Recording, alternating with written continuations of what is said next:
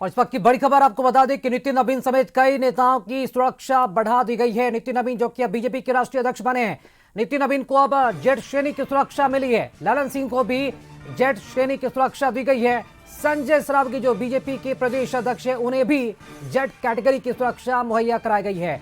मंगल पांडे को भी जेड श्रेणी की सुरक्षा मिली है, जबकि नेता प्रतिपक्ष तेजस्वी यादव की सुरक्षा में कटौती कर दी गई है।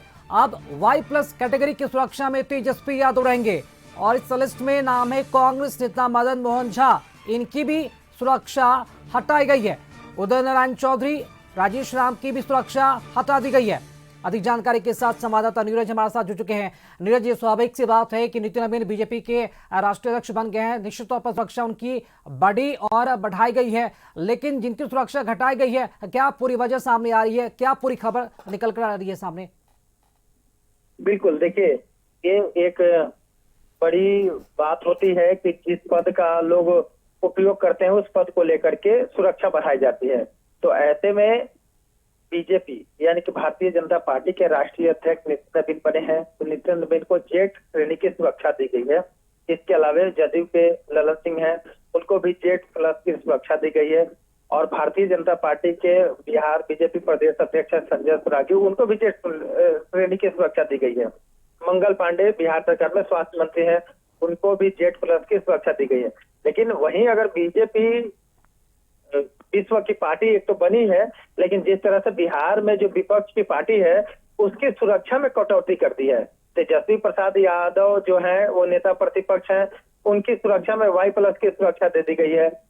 मदन मोहन झा, राजेश राम, उदय नारायण चौधरी, इन तमाम लोगों के सुरक्षा में कटौती कर दी गई है। तो ये सीधे तौर पे ये कहा जा सकता है कि जिसकी अगर पार्टी होती है, जिसकी सरकार होती है, तो वो सुरक्षा का प्रयोग करते हैं। ऐसे में अगर देखें तो सीधे तौर पे कह सकते हैं कि भारतीय जनता पार्टी एक विश्व की पार्टी है। खास करके नितिन नवीन की अगर बात करते हैं तो राष्ट्रीय अध्यक्ष बने भारतीय जनता पार्टी के, तो उनके लिए अगर जेड+ की सुरक्षा दी जाती है तो बिल्कुल निश्चित तौर पे कह सकते हैं कि उनकी सुरक्षा बढ़ाई गई है।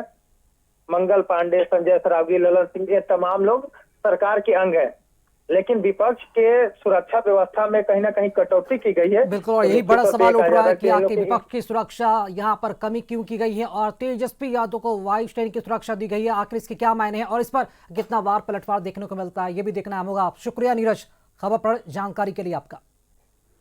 और अभी के लिए फिलहाल इतना ही। देखते रहिए कशिश न्यूज। नमस्कार।